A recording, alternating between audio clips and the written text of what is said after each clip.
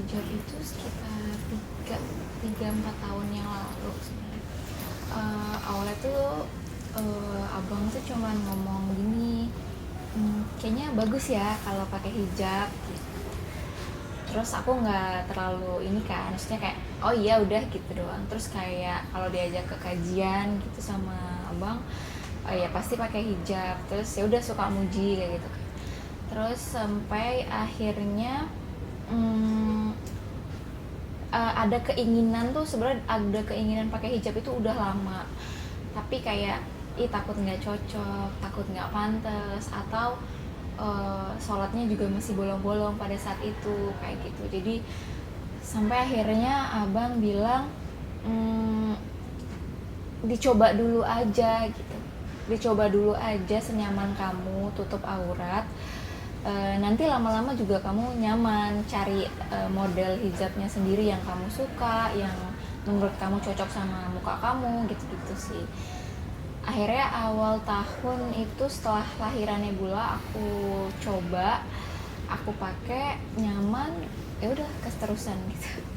Terus akhirnya nih pas kamu memutuskan berhijab ya, gimana sih tanggapan abang?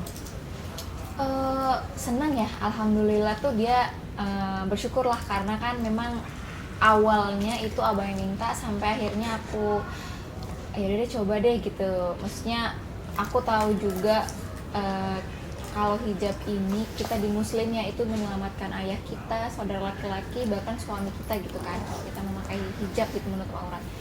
Jadi mungkin ini salah satu bentuk ikhtiar aku juga untuk menyelamatkan mereka lah kayak gitu. Walaupun waktu itu masih hijabnya belum syar'i, tapi ya belajar sih pelan-pelan.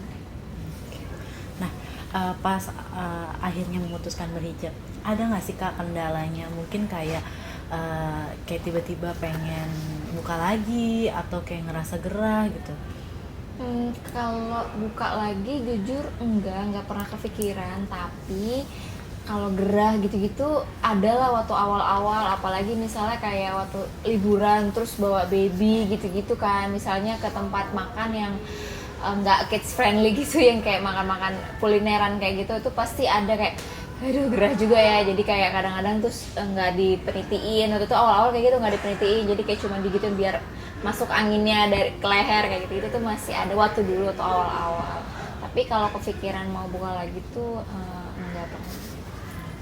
Nah, akhirnya nih sekarang kan udah Kak Fatih kan udah mulai beristiqomah ya, maksudnya kayak lebih udah pakai syari gitu, lebih menutup lagi.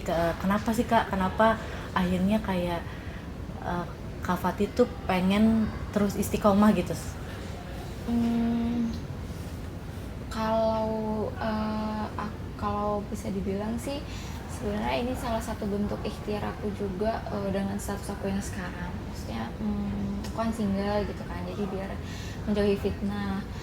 Terus mungkin ini juga jadi salah satu, itu tadi kayak aku bilang, bantu almarhum suami juga, almarhum ayahku juga kayak gitu sih. Nah, pas akhirnya memutuskan berhijab nih kak, gimana sih reaksi orang-orang yang lain yang terdekat gitu, kayak dari keluarga?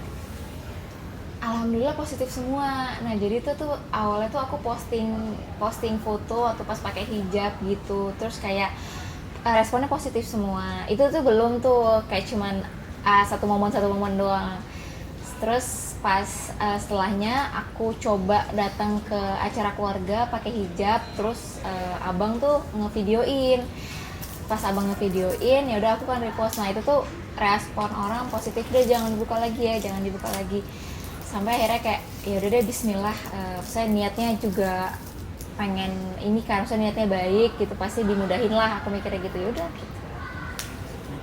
Ada nggak sih kak tips dari Kak Fatih biar kayak nyaman dalam berhijab gitu? Hmm, tipsnya apa ya? Satu sih pasti kalau orang yang belum berhijab itu suka ngerasa kayak aku ya waktu awal, kayaknya nggak cocok nih gitu, kok kayaknya mukanya bulat, kok kayaknya pipinya cabi kayak gitu. Jadi kita harus tahu sih niat kita pakai hijab itu apa. Maksudnya bukan semata-mata kayak mau biar cantik, dipuji orang itu, tapi memang kewajiban kita sebagai muslim dan itu harus kita lurusin dulu niatnya. Kalau niatnya udah lurus, insya Allah tuh semuanya kayak mudah aja. Karena aku ngerasain sendiri pada saat awal tuh ya emang niatnya kewajiban. Aku tahu pada dulu tuh aku juga kuliah tuh tahu kayak pengen pakai jilbab, tapi takut nggak cocok, takut nanti orang maksudnya kayak ya itu tadi aku bilang kayak perlakuannya masih belum yang kita mikirnya kan orang pakai hijab itu pasti yang harus lembut apa gitu-gitu kan. Padahal ya memang itu kewajiban kita, nanti semuanya akan ngikutin gitu. Jadi kalau aku sih tipsnya lurusin niatnya dulu, dan kalau niat baik itu pasti kita akan dimudahin sih semuanya, nggak ada mikir kayak takut nggak cocok lah atau takut nanti kadang-kadang orang ngejudge ya pakai jilbab tapi masih ini masih itu, maksudnya negatif gitu sih nggak usah dipikirin. Oke. Tapi pas awal-awal abang kayak bilang cantik, ada nggak sih kak alasan abang yang lain, maksudnya kayak kenapa kenapa abang pengen Kak Fati berhijab gitu, ada nggak sih? Kalau abang tuh tipe kalanya tuh nggak maksa, dia tuh kayak bercanda gitu, misalnya kayak lucu ya pakai hijab gitu. Terus pas aku pakai hijab, kayaknya lucu ya kalau bajunya agak lebih longgar. Nah kayak gitu-gitu tuh kode-kode kayak gitu. Jadi kalau nanya, aku sih nggak pernah nanya spesifik kenapa sih kamu nyuruh Fatih suka Fatih pakai hijab gitu kan. Nggak pernah nanya gitu, cuman mungkin ya kan waktu itu juga kita sama-sama belajar, makin belajar terus ikut kajian gitu-gitu. Jadi kayaknya memang ya semuanya memang karena agama juga nuntut kita untuk menutup aurat kan. Nah kak, sekarang kesibukan Kak Fati apa sih? Aku sekarang banyaknya sebenarnya di rumah sama anak-anak. Paling kalau ada urusan dadar, beredar, terus kita juga ada High Glow itu sama abang juga ngebangunnya waktu itu produk fiber gitu-gitu sih sama kolagen. Jadi untungnya sih alhamdulillah bisnisnya bisa dijalanin sambil aku ngomong anak juga gitu. Nah itu adaptasinya gimana tuh kak? Kan baru aja kehilangan suami kan ya, terus otomatis bisnis suami pasti langsung pindah ke Kak Fati. Gimana sih adaptasinya? Adaptasinya sebenarnya nggak terlalu sukar, maksudnya nggak terlalu sulit karena emang alhamdulillah tuh dari awal dadar maupun High Glow ini kita bareng-bareng. Jadi abang tuh ikutin aku, kayak abang mau buat bisnis, kemarin abang habis ketemu sama King Abdi gitu kan awalnya, terus kita mau ketemu sama manajemennya itu Anak Baik Corps gitu sama Mas Tanang. Kita mau cobain kita mau test food, ayo ikut. Jadi aku sama anak-anak tuh ikut waktu kita test food dadar ini, waktu Mas Abdi masak mempresentasi.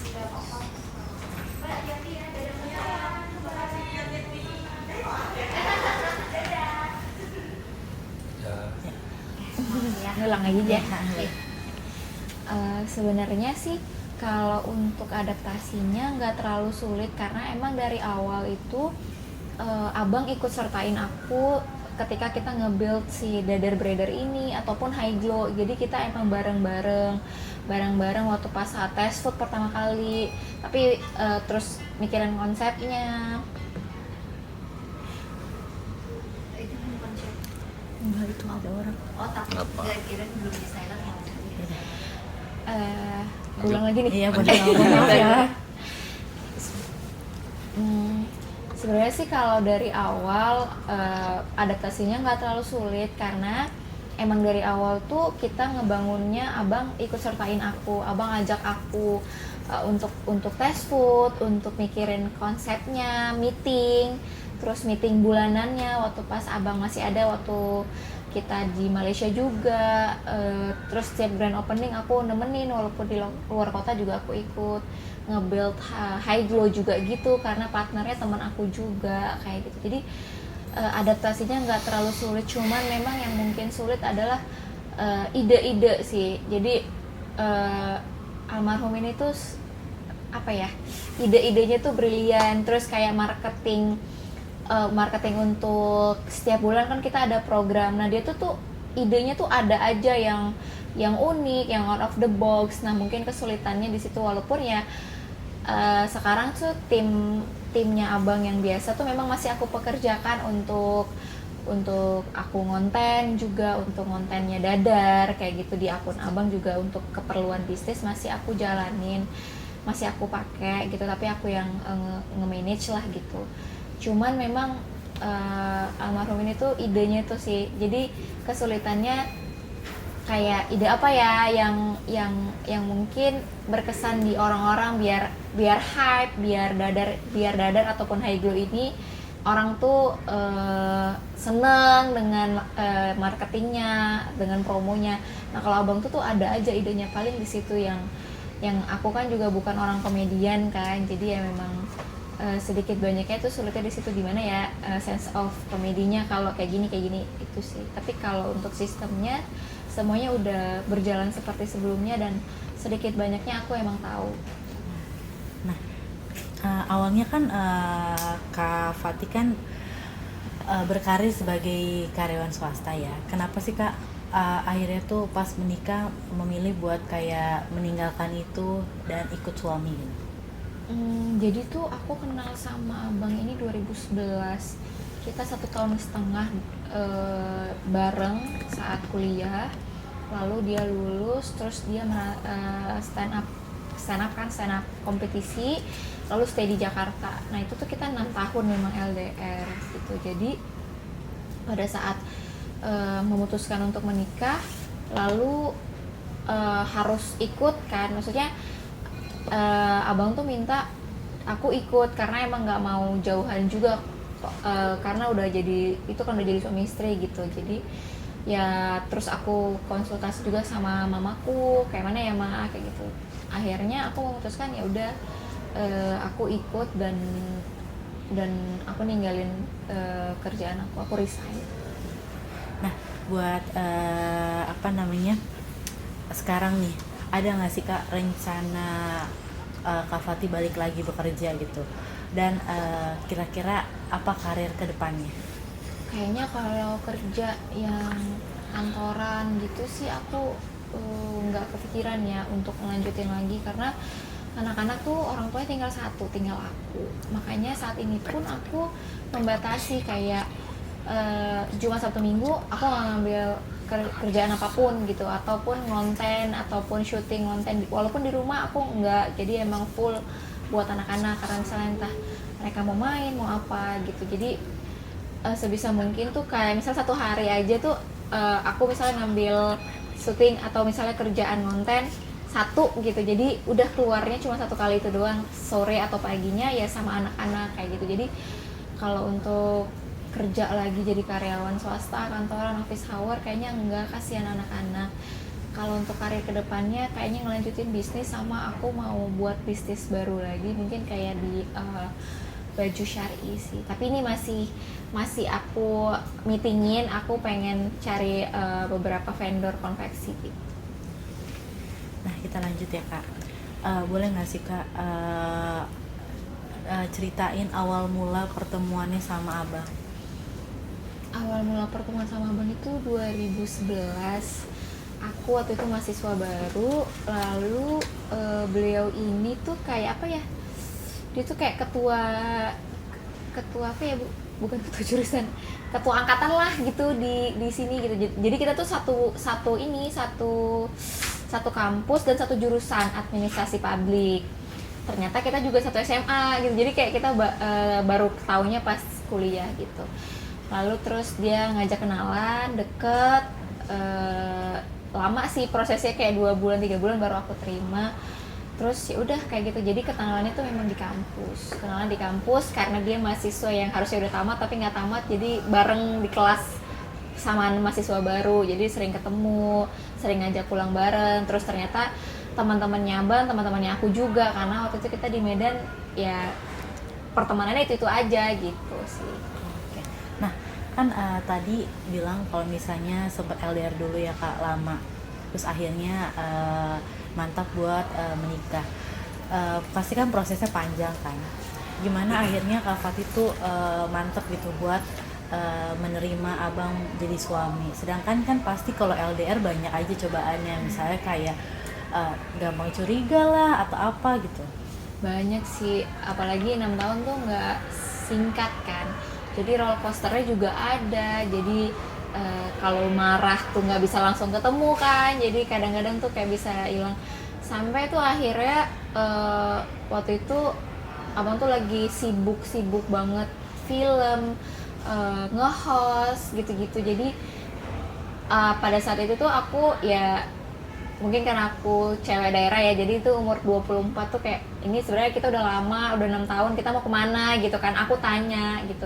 Tapi kayaknya masih belum kepikiran, abangnya tuh masih belum kepikiran mau nikah muda, pengen karir apa segala macam. Sampai aku bilang sempet itu kita lost contact gitu, kayak oh ya udah mungkin kita nggak ini ya, nggak bareng lah, nggak bisa bareng karena aku juga nggak mungkin gini-gini aja gitu kan, kayak habis waktu 5 tahun ini nungguin tapi kalau nggak pasti kan gitu ya. Sampai itu kayak 3-4 bulan itu lost contact sama sekali, 5 bulan tuh lost contact sama sekali, udah kayak masing-masing.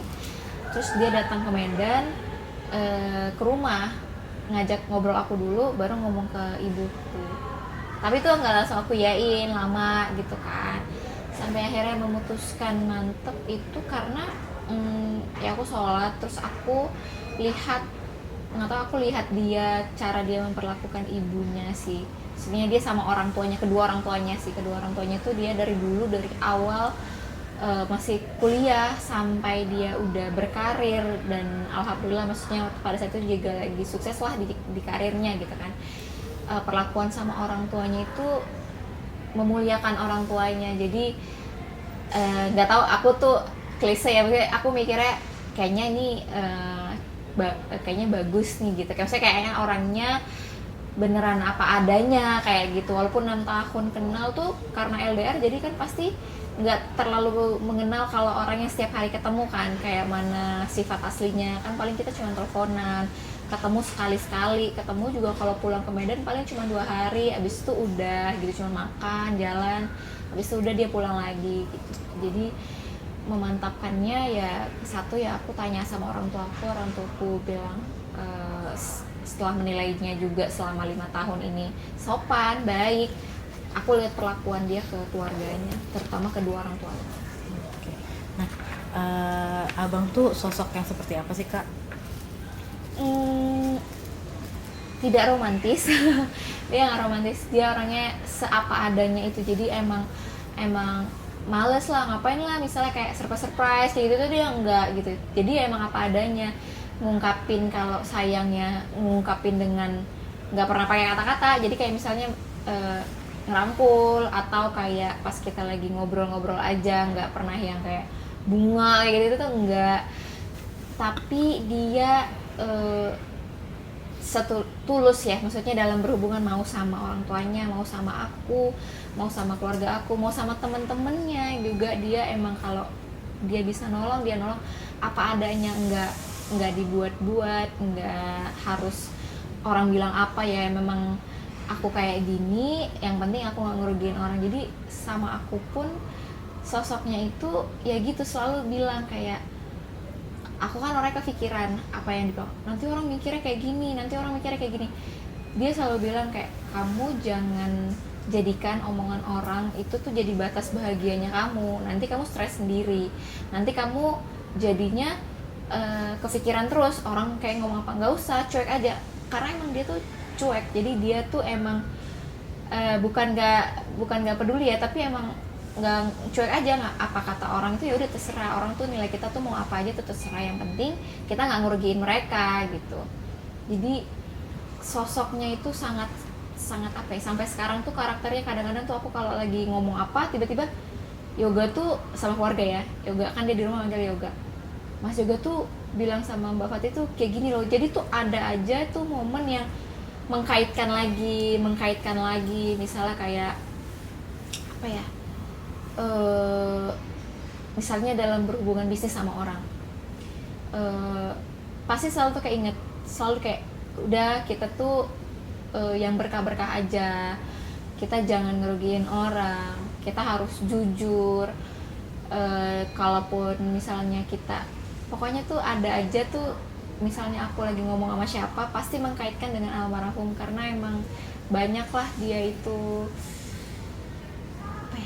kasih secara nggak langsung tuh kayak kasih wejangan, tapi bukan wejangan yang kayak orang tua gitu, kayak kamu tuh jangan gitu, kamu nggak usah mikirin apa kata orang, kayak kamu sama anak-anak kurang ini deh, gitu-gitu. Dia tuh suka kasih kayak gitu, tapi dengan cara yang lembut, yang santun. Kurang lebih kan 3 bulan ya kehilangan. Nah ada gimana sih Kak sampai sekarang perasaan Kak Fatih tuh, terus kayak masih nggak sih kayak kadang kepikiran gitu?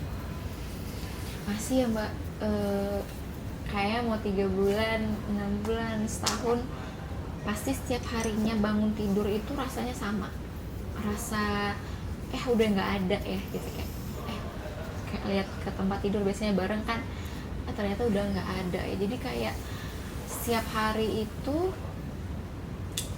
rasa deg-degan dan kayak sesaknya tuh sama. Bukan berarti tidak ikhlas ya, bukan berarti tidak menerima takdir, tapi ternyata kita butuh untuk menerima perasaan kayak kita nggak bisa ngerubah takdir gitu, kayak oh emang udah nggak ada gitu. Jadi bukan mau dia cuma keluar kota atau dia cuma syuting kok nanti dia itu. Jadi setiap harinya tuh rasanya masih sama, masih sesaknya sama, masih deg-degannya bangun tidur itu sama, itu tuh masih sama. Jadi untuk aku saat ini bertahan, anak-anak sama ya aku berdoa aja sama Allah, kayak semoga aku dikuatin, semoga aku dikasih kemudahan untuk bisa melewati. Apa sih Kak yang selalu dirindukan dari Abang? Candaannya di rumah, main-main bareng sama anak-anaknya, karena Abang kalau main sama anak-anak itu ekspresif, jadi anak-anak tuh seneng gitu. Maksudnya kayak yang benar-benar main tuh dia totalitas, nggak cuman hanya sekedar kayak oh ini bola udah, nggak, benar-benar kayak bener main sama anak-anak. Jadi pasti anak-anak pun merasakan hal yang sama kehilangannya. Kayak Mbak Bino kehilangan momen sebelum tidur tuh main berantem teman dulu, itu tuh Mbak Bino masih nanya. Kayak Nebula tuh selalu bilang, karena kalau setiap ketemu Nebula papanya pasti Nebula gemes, Nebula cantik, kayak gitu. Jadi tuh Nebula selalu bilang tuh kayak papa tuh selalu bilang Nebula kayak gitu loh, kok mama nggak ngomong, karena kan aku biasa kan, Dek Nebula tolong dong mama ini atau apa. Jadi dia selalu kayak haus akan pujian dari papanya itu, gitu-gitu sih. Jadi candaannya, terus kayak kalau malam anak-anak tidur tuh kita suka kayak jajan apa ya, jadi kita jajan. Kalau dia lagi nggak syuting ya, malam-malam tuh anak-anak udah tidur, pasti tuh kita jajan apalah, kayak apa, bawa ke kamar gelap-gelapan, karena kan kalau hidupin lampu anak-anak bangun. Sama-sama bergadang, terus nanti abis itu nemenin dia keluar kota, nyiapin barang-barangnya dia kalau kebutuhan syuting atau apapun, ataupun kayak masak sih, karena beliau ini tuh suka masakan rumah. Jadi aku dulu nggak bisa masak, sampai akhirnya kayak kamu belajar masak lah gitu. Kita kayak ketergantungan nyari mbak yang bisa masak gitu kan, kenapa nggak kamu aja yang belajar masak gitu. Jadi akhirnya aku belajar pelan-pelan masak, sampai akhirnya dia nggak mau, kalau nggak, maksudnya nggak mau lah kalau misalnya saat itu aku nggak bisa masak, mbak kayak masak, pasti nggak dimakan sama dia karena beda gitu seleranya. Jadi dan selalu request misalnya mau masak ini masak itu tuh, aku tuh sekarang tuh belum mau masak. Jadi kadang-kadang di rumah tuh ya mbak yang masak, karena masak pun percuma kan, kayak nggak ada yang makan gitu. Apa sih Kak momen yang selalu dikenang bersama Abang?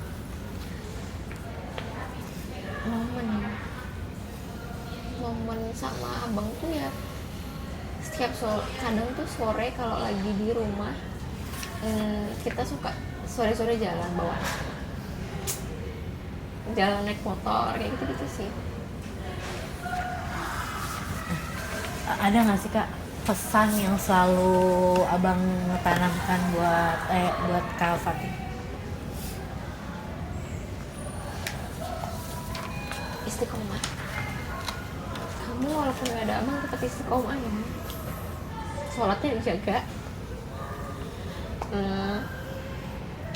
yang sabar sama anak-anak, karena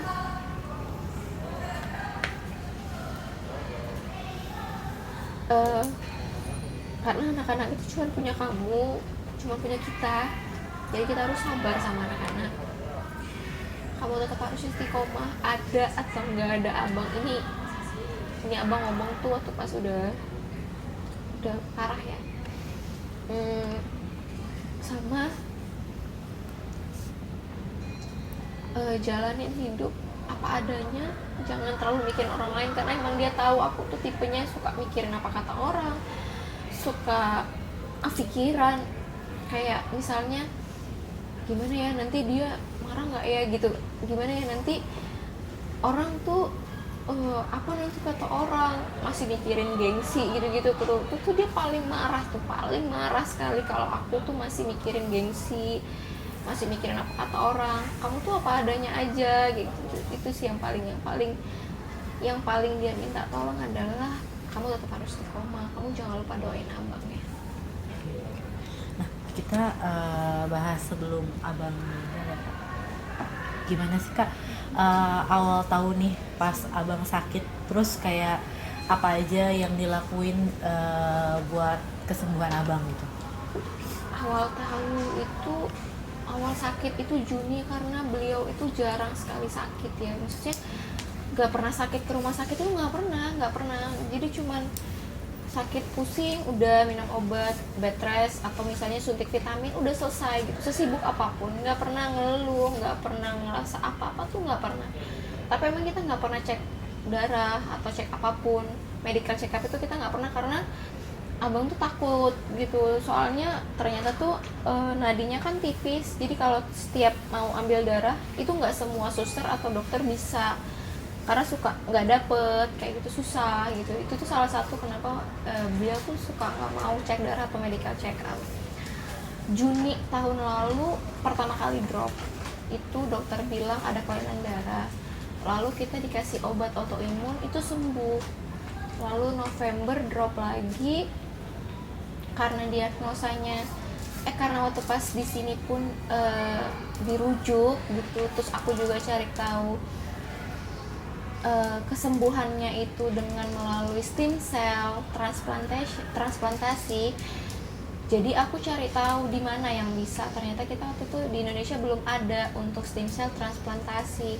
Adanya paling dekat di Kuala Lumpur. Aku bawa abang ke sana ketemu sama dokter yang memang udah pengalaman. Di sana itu kita November sampai April ya. Tapi memang ada pulang. Terus kita sempat umroh karena udah sehat. Dokter juga bilang kita tinggal step sekali lagi, ambil stem cell dari kakak. Januari, Februari kita akan transfer ke pria, jadi kan namanya pria prayoga, jadi dokter manggil ke pria. Setelah itu kita 4 bulan stay di KL, nggak boleh keluar dulu karena takut ada rejection, ada apa, lalu sembuh gitu. Jadi emang kita nggak kepikiran sejauh ini, maksudnya akan berakhir sejauh ini. Jadi kita udah planningnya tuh abang terapi, lalu ambil stem cell collection dari Mbak Vira, dari kakaknya, cocok, mereka udah dites cocok. Lalu Februarinya bulan depannya ditransplantasi ke abang. Lalu kita stay sampai Lebaran di Malaysia. Lalu harusnya bulan Juli ini kita pulang gitu. Udah selesai sehat gitu, karena dokternya pun optimis. Tapi ternyata qadar Allah saat mau transplantasi ternyata sakitnya makin parah. Sumsumnya makin rusak. Lalu ada pendarahan juga di kepala yang mana harus dioperasi kepalanya untuk kayak membersihkan darahnya biar nggak menekan si batang otaknya gitu, biar kita nggak kehilangan dia. Jadi emang udah roller coaster pada saat kita balik lagi ke sana, yang harusnya kita stem cell transplantasi yang udah diambil dari kakak tapi belum bisa dimasukin ke abang. Lanjut ya Pak.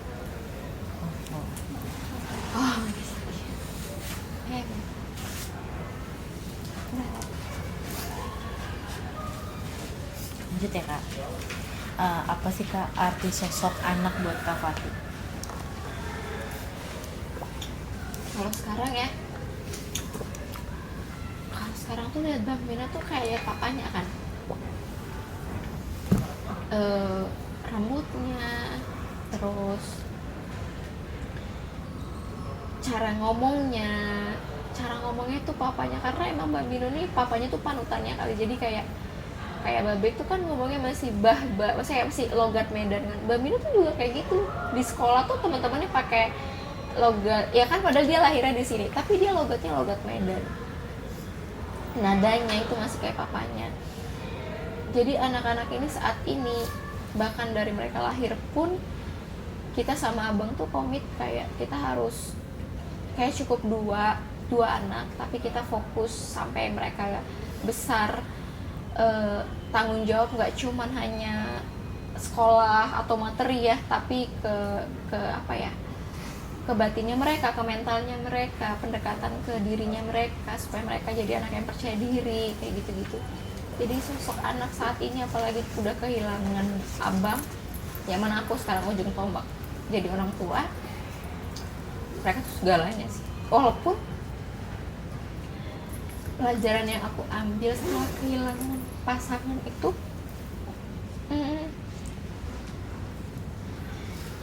semuanya titipan. Ternyata semuanya titipan, karena aku begitu bergantung sekali sama abang. Aku tuh bergantung sekali sama pasangan. Apa-apa aku tuh tanya, Bang ini gimana, Bang ini gimana. Tapi ternyata Allah tuh ambil apa, jadi yang buat aku drop juga tuh kayak nggak punya tempat lagi gitu untuk bersandar. Padahal harusnya tempat kita bersandar dan bergantung itu emang Allah kan, bukan manusia gitu. Jadi anak-anak sekarang tuh segalanya, tapi aku juga harus sadar bahwa mereka itu titipan Allah yang mana aku jaga. Tapi kalaupun suatu saat diambil, aku juga harus siap.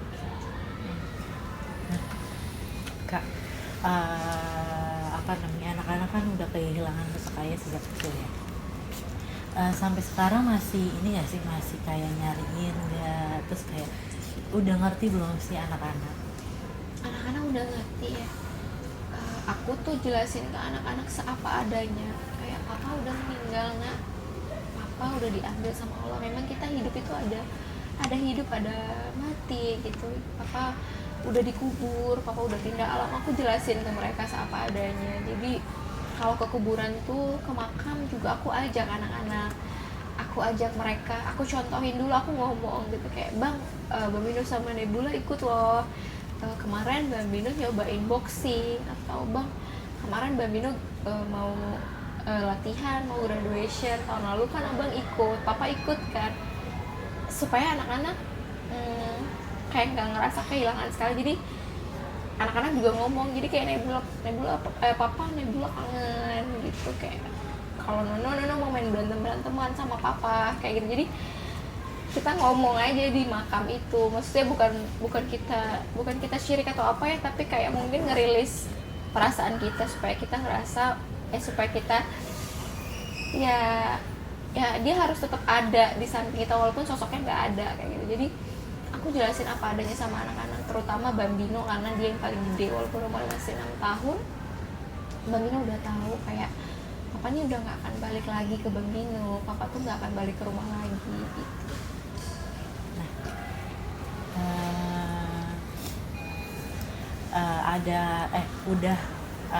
Udah nggak ada hadir sosok ayah ya. Ada nggak sih Kak yang berubah dari anak, kayak misalnya mungkin dari segi mental gitu, atau kayak jadi sering sedih atau apa gitu? Ada, ternyata aku tuh nggak ternyata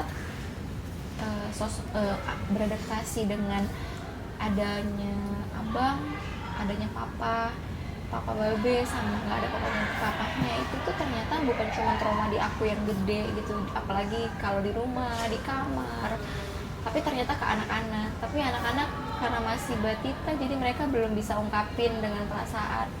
Jadi dari perlakuan, misalnya kalau di Bambino ngelakuin hal yang misalnya gini, pulang sekolah Bang Mino tuh udah tahu buka sepatu, taruh sepatunya di mana, terus habis pulang sekolah ganti baju lalu makan. Tapi beberapa kemarin itu pulang sekolah sepatunya dicampakin gitu, kayak ngemancing respon aku gitu, respon aku tuh gimana ya gitu. Terus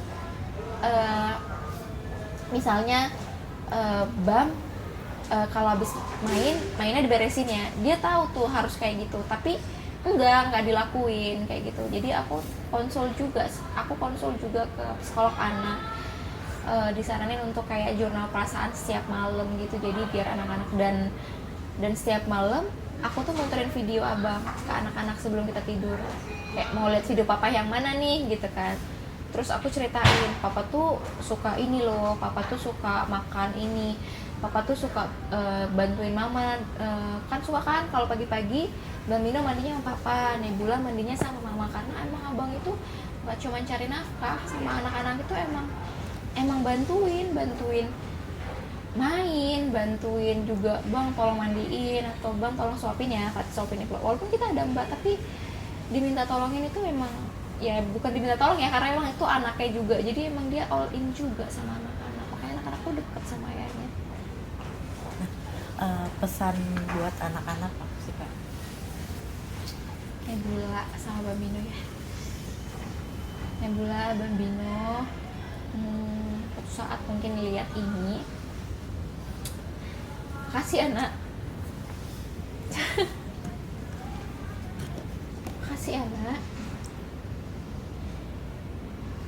kasih udah, kalian nggak milih mama, kalian nggak milih mama jadi ibu kalian milih papa jadi ayah kalian.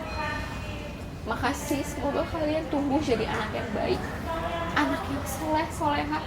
Mama nggak minta banyak, mama cuma berharap semoga kalian jadi anak-anak yang soleh dan soleha, yang bisa doain papa, yang bisa bantu papa di akhirat dengan doa-doa kalian. Semoga kalian tumbuh jadi anak yang bahagia.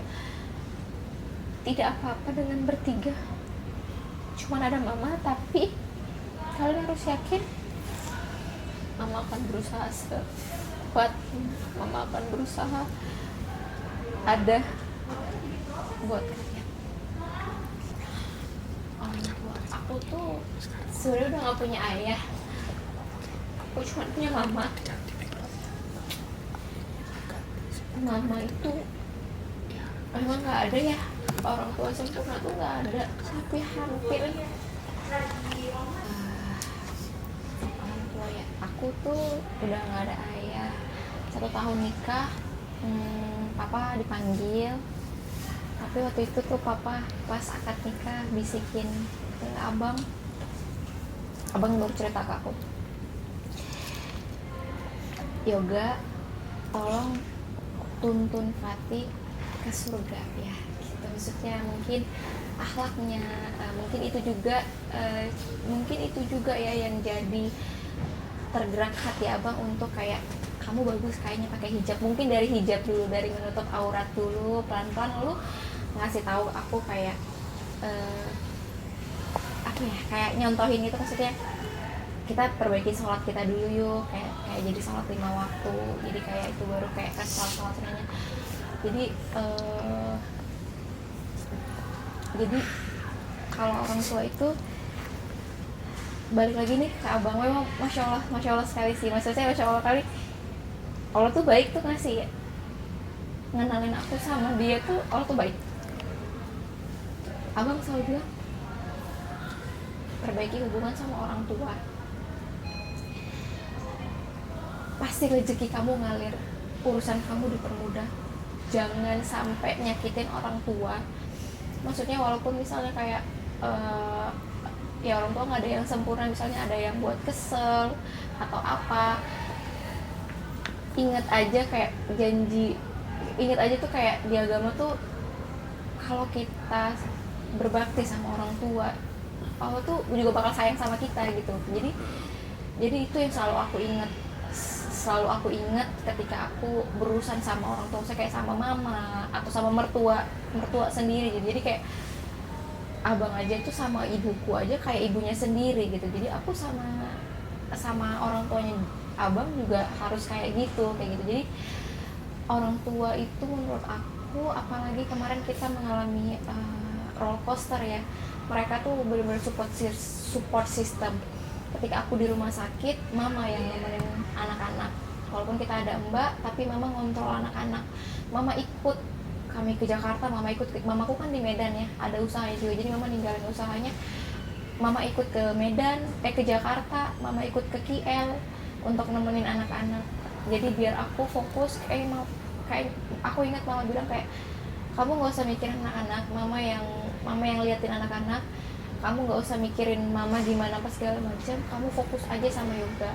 Jadi aku di rumah sakit itu kan, kita kadang-kadang di rumah sakit sebulan, beneran di ward doang, nggak bisa kemana-mana karena sistem tubuhnya tuh imunnya lemah. Jadi emang kita nggak boleh ada tamu, nggak boleh keluar masuk. Jadi aku sama anak-anak paling curi-curi doang bentar ke apartemen di belakang rumah sakit.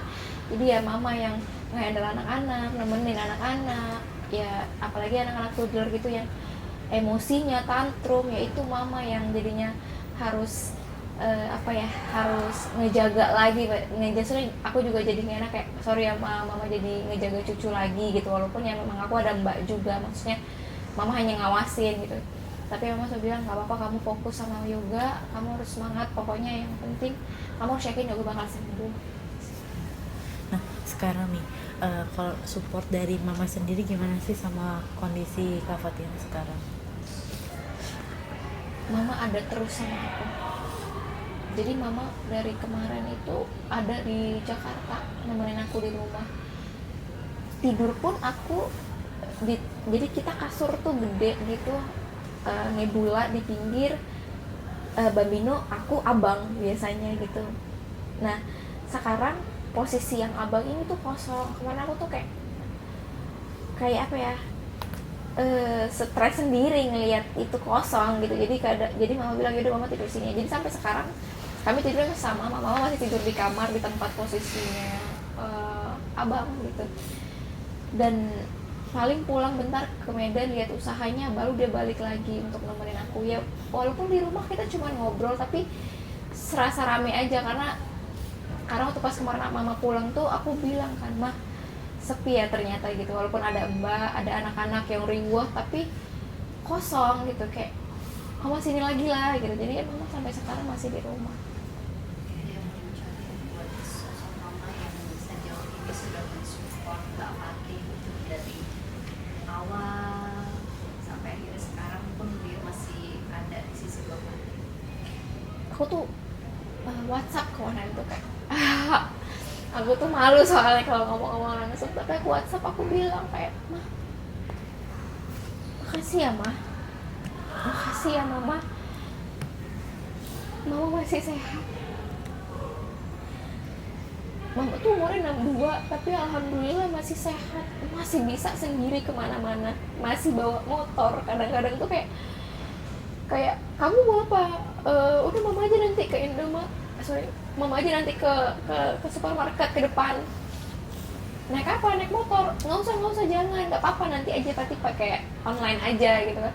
Alah cuma di depan doang, kayak gitu-gitu. Jadi apa ya, aku tuh kayak, makasih ya mama ada sama Fathi. Maaf ya ma kalau kadang-kadang emosinya nggak stabil.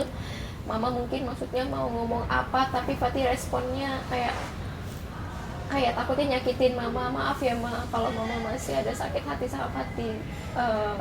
Makasih udah ada sama Fathi sampai hari ini. Mama masih di rumah, sabar lihat anak-anak, sabar juga sama Fathi, walaupun mama juga masih ada tanggung jawab, maksudnya masih ada usahanya kan di Medan gitu. Jadi semoga nggak pernah luput dari sholat untuk doain mama. Semoga Allah panjangkan umur mama biar terus sama Fathi sama anak-anak sampai gede. Pernah nggak sih Kak ngalamin titik terendah, dan boleh nggak sih diceritain? Titik terendah kayak saat ini deh, kayak dari perjalanan aku, mungkin dulu sempat nggak lulus SNPTN misalnya, mau ke UI kayak gitu tuh, aku pikir kayak aku udah usaha kenapa ya, tapi ternyata setelah saat ini titik terendah ya saat ini ketika kehilangan pasangan. Beda, aku kehilangan ayah, aku udah gak ada ayah, sama saat ini aku kehilangan pasangan tuh ternyata beda. Bukan aku nggak sayang ayahku, aku sayang ayahku, tapi mungkin waktu sama ayah itu banyak kan. Ayahku meninggal umur 59, jadi kayak dari aku umur 1 tahun sampai aku umur 23 itu aku bareng sama ayah gitu, sama papa. Tapi sama abang ini aku LDR 6 tahun, terus aku nikah baru mau jalan Juli nanti 7 tahun. Jadi mungkin baru 7 tahun kita bener-bener tiap hari bareng gitu. Jadi, dan aku memang bergantung banget sama dia. Apapun aku tanya, apapun aku kayak, bang ini boleh nggak, bang ini nggak, bang ini kayak gini nggak. Jadi titik saat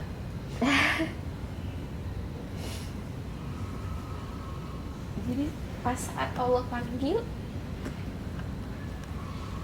mungkin ini jadi titik terendah aku, sampai aku juga nggak tahu. Kadang-kadang tuh kayak ketakutan kalau bangun tidur, kayak harus apa ya, harus gimana ya, nanti anak-anak kayak mana ya,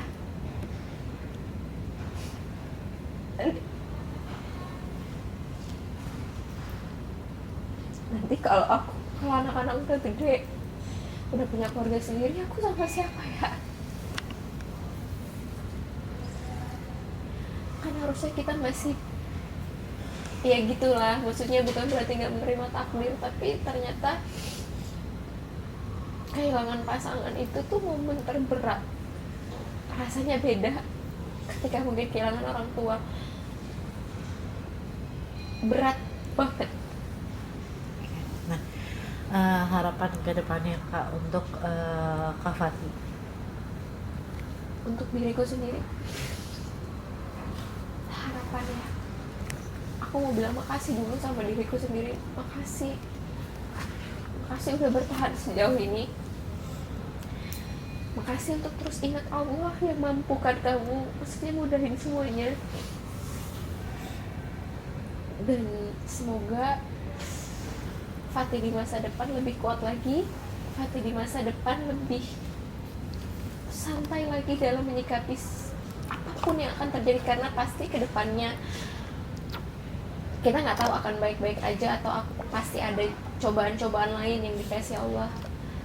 Tapi Fati di masa depan, semoga kamu kuat, kamu yakin apapun takdir yang kamu alami saat itu semua karena Allah sayang sama kamu, nggak mungkin karena Allah benci sama kamu, bahkan hari ini juga. Sahabat cantik, aku mau cerita. Jadi ini tuh salah satu jam kesayangannya abang. Ada cerita sendiri di jam ini. Jadi emang apa ya, ini tuh almarhum tuh suka sekali dengan jam ini. Maksudnya dia tuh bukan orang yang impulsif yang kepengen ini kepengen itu, enggak. Jadi dia tuh ada satu jam yang memang jam ini, jam merek ini ya, maksudnya model ini dia suka banget gitu. Terus kita pada 2018 waktu itu aku lagi hamil, ada rezeki alhamdulillah dari film. Terus kayak ya udah abang mau beli ini gitu, maksudnya waktu pada saat itu juga kita ngerasa ini juga nggak murah pada saat itu. Jadi ya udah aku bilang gitu kayak, kamu kalau mau beli ini, karena emang aku tahu dia kepengen banget dari dulu. Sampai akhirnya udah punya, dipakai terus setiap event, setiap syuting atau apapun dipakai terus nyicil ganti-ganti ininya, apa sih namanya, strapnya gitu. Sampai ada satu momen kita harus menjual ini karena kita harus bayar sesuatu. Dia merelakannya, kita jual. Terus setahun lebih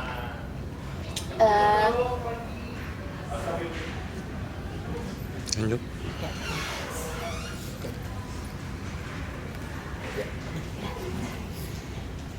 Terus abis jual itu kira-kira setahun lebih gitu, kita ada rezeki lagi buat beli ini.